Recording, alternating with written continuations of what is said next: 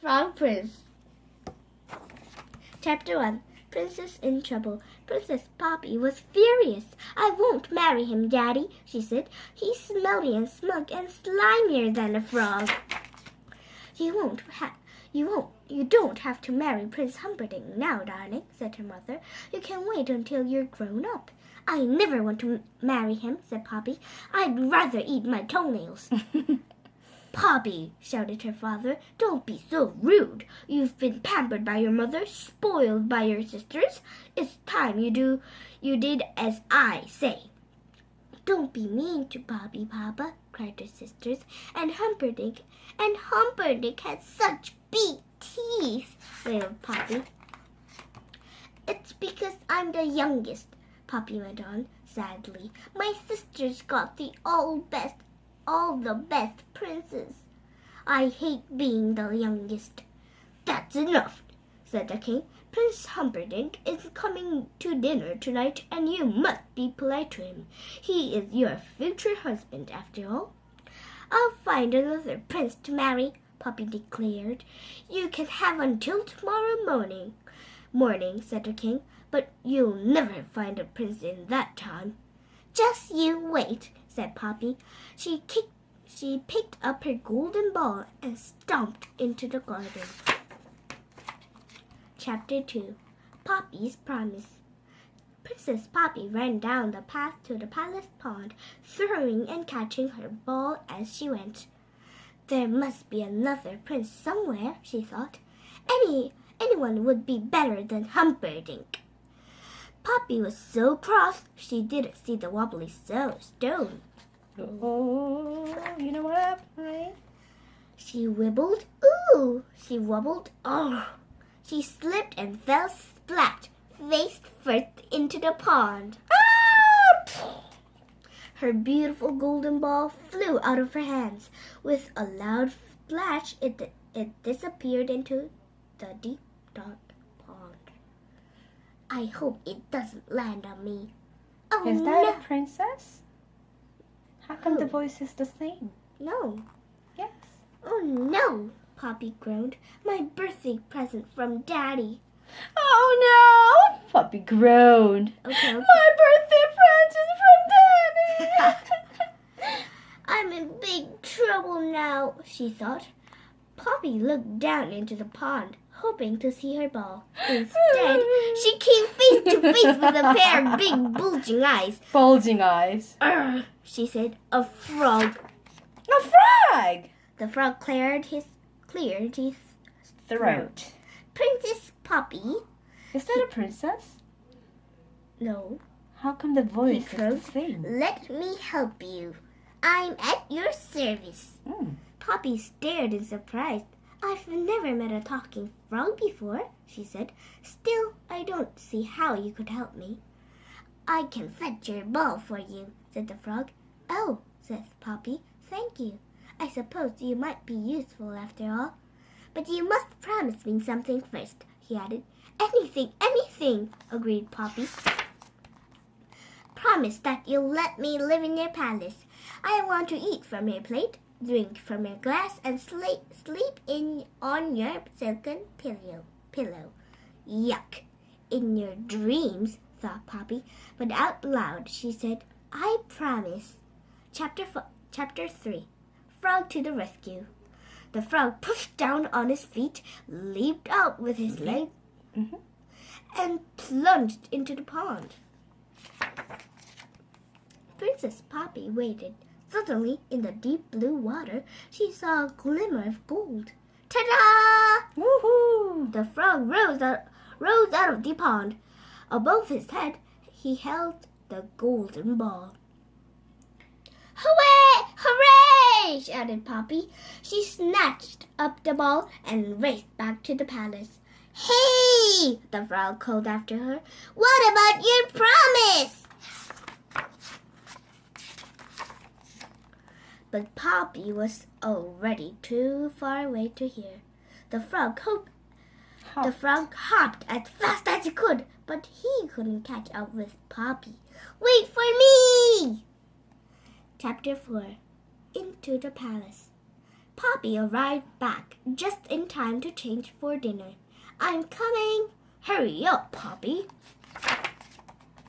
She had to sit next to Prince Humperdinck, who smelled of cabbage. Greetings, Princess Poppy. Just then, there was a faint tapping sound. Is someone at the door? Asked the Queen. Poppy had a sinking feeling. She rushed to the door, opened it, and peered outside.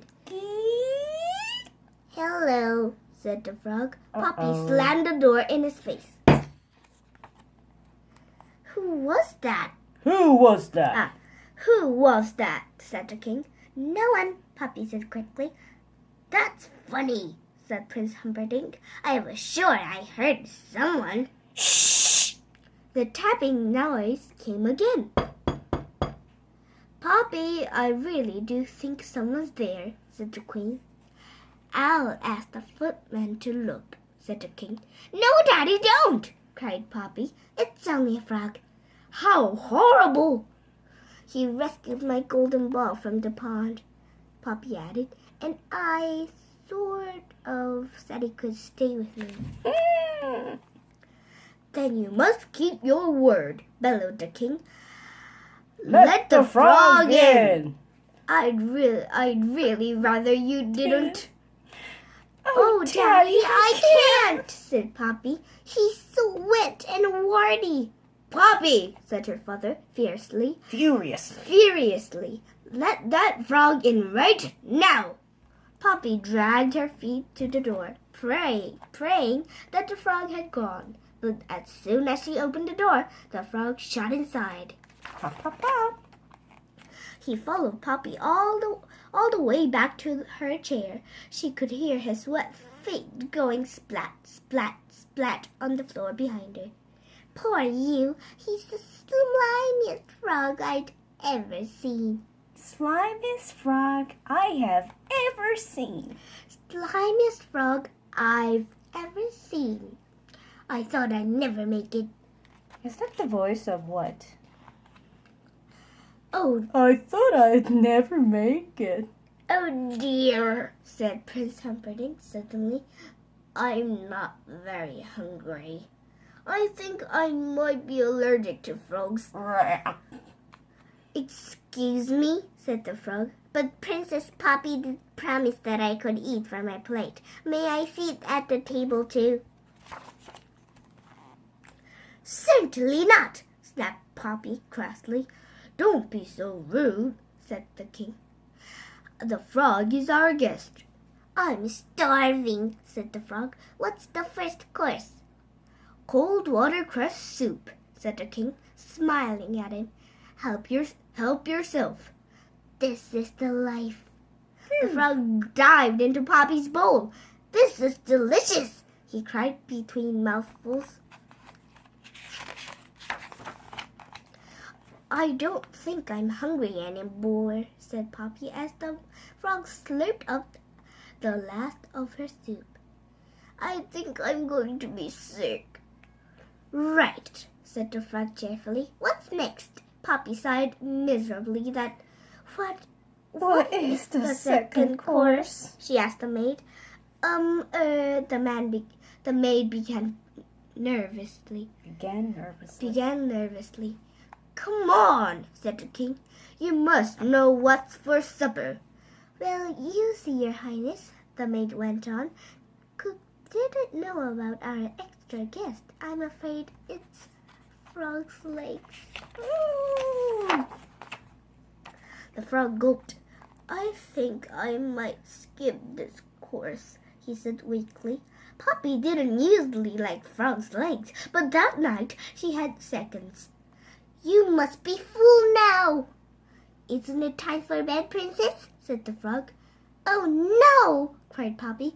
You're not coming anywhere near my bedroom. But you promised, said the frog. You can carry me on a cushion. Poppy looked at her father pleadingly. Come on, dear, said the queen. Don't Don't make Poppy touch that green slimy. Princess, don't break promises, interrupted the king sternly. Sternly. Poppy took a deep breath. Then, stretching out her arm, she picked up the frog by one foot. Her sisters gasped. She touched him, moaned Princess. She touched him, moaned Prince Humperdinck, and fainted. Oh. Chapter 5. Chapter 5. The Frog Prince. Poppy dropped the frog in the darkest, most distant corner of her room before climbing into bed. Oh, this is the darkest. Darkest and most distant corner of her room. Yeah, I don't like frogs. You don't like frogs either? Yeah. Oh. But Princess Poppy, said the frog, you promised I could sleep on your silken pillow. Poppy didn't answer. If you don't let me, the frog threatened, I'll tell your father. I've had enough, snapped Poppy. Excuse me, the voices are so Okay. You're the meanest, ugliest, most horrible frog I've ever met. What's more, she added, if you mention my promise one more time, I'll throw you out of the window. No, you won't, said the frog. You wouldn't dare. You promise. I do dare, said Poppy in a fury. She strode over to the frog, picked him up, and threw him out of her window. Ah! There was a long silence, followed by a loud splat. Poppy suddenly realized what she'd done. She was horrified. Frog, say something. I hope I haven't killed him, she prayed, and raced down the stairs as fast as her legs could carry her. Outside, the frog was lying sprawled on the palace lawn. Poppy picked him up as gently as she could. Are you all right? She whispered. Yes, croaked the frog, carefully feeling his head. I didn't mean to hurt you, said Poppy. I'm so sorry. And she bent down and kissed him. There was a loud crash of thunder, followed by a shower of sparks.